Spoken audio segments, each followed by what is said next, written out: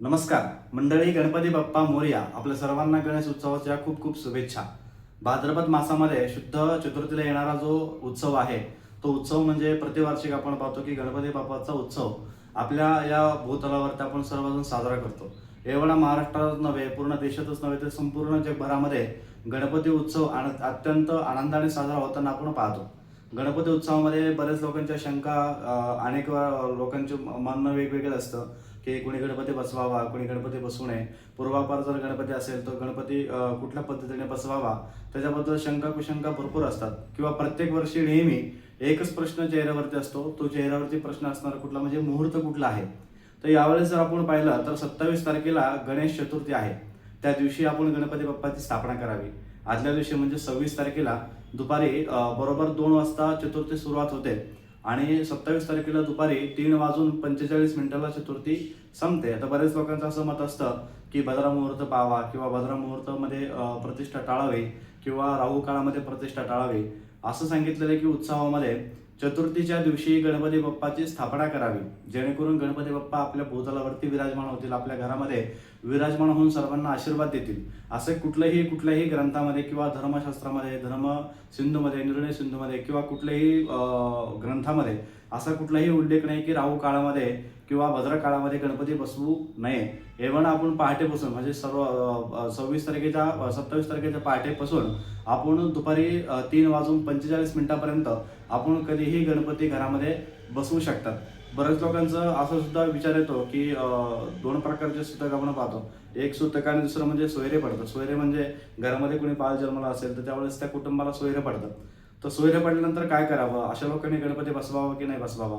हे लोकांनी गणपती बसवावा, कारण की सोयरे बसवत असताना मोठ्या लोकांना, ज्यांचं कोणी लग्न झालं असेल त्या लोकांना सोयरे लागतं. लहान मुलांना सोयरे लागत नाही. लहान मुलांच्या हातून आपण गणपती बाप्पाची स्थापना आपल्या घरामध्ये करू शकतो.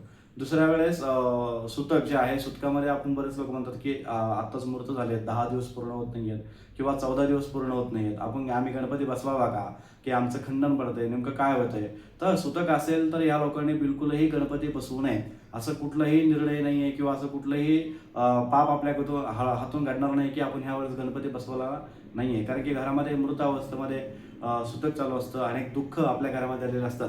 त्या काळामध्ये गणपती बाप्पाची प्रतिष्ठा करणं सर्वात चुकीचं मानले गेलेलं आहे. त्यामुळे अशा काळामध्ये गणपतीची स्थापना करू नये. अशा वेळेस सुतक असेल तर गणपतीची स्थापना बिलकुल करू नये. सोयरा असेल तर आपण लहान मुलाकडनं गणपतीची स्थापना आपण करू शकतो. आता बऱ्याच लोकांचं हे पण असतं की आमच्या घरामध्ये पूर्वापार 10 दिवसाचा गणपती होता, आता आम्ही 3 दिवसाचा करतोय, 1.5 दिवसाचा करतोय किंवा 5 दिवसाचा करतोय, 7 दिवसाचा. आपण जर पाहिलं तर 1.5 दिवसाचा, 3 दिवसाचा, 5 दिवसाचा, 7 दिवसाचा आणि 10 दिवसाचे गणपती आपण नित्यनेमाने उत्सव साजरा करताना आपण पाहतो. तर या उत्सवामध्ये जर आपण एखाद्या वेळेला जर कमी दिवसाचा गणपती बसवायचा म्हटलं तर कसं बसवावा. आपण जो संकल्प करतो त्या संकल्पामध्ये आपण दशदिनात्मक म्हणतो. म्हणजे हा 10 दिवसामध्ये एखाद्याच्या घरामध्ये 10 दिवसाचा गणपती असतो, त्यावेळेस 10 दिवसाचा गणपती स्थापना माझ्या घरामध्ये करतोय असं संकल्प करतो.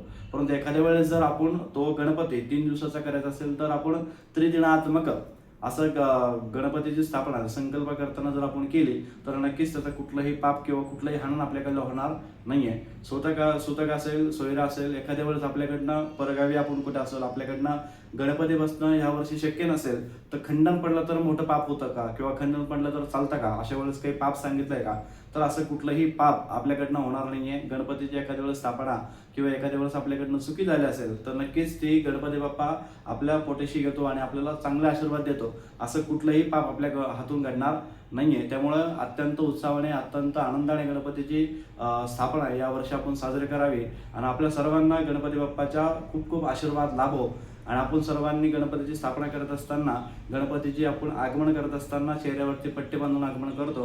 घरामध्ये आपण औक्षण करतो. औक्षण करून आपल्या चौरंग जे असेल ते किंवा आपण जे काही डेकोरेशन केलं असेल त्या डेकोरेशनवरती आपण स्वस्तिक काढून, तांदळाची स्वस्तिक काढायची आहे. नंतर त्या ठिकाणी आपण गणपतीची मूर्ती ठेवायची आहे. षोडशोपचार पूजन करून गणपती बाप्पाची योग्य पद्धतीने स्थापना आपल्याला करायची आहे. गणपतीचा नैवेद्य नित्यनेमध्ये आपण 10 दिवसाचं किंवा जितके दिवस आपण गणपतीची स्थापना केली असेल त्या स्थापनेमध्ये गणपतीची आरती आणि नैवेद्य सकाळ आणि संध्याकाळ दोन्ही टाईम करावा असं नित्यनैमित्तिक कर्म या गणपतीमध्ये सांगितलेले आहेत. त्यामुळे हे कर्म केल्यानंतर आपल्याला अनेक प्रकारचे चांगले आशीर्वाद, अनेक प्रकारचे चांगली पॉझिटिव्ह ऊर्जा आपल्या घरामध्ये मिळणार आहे.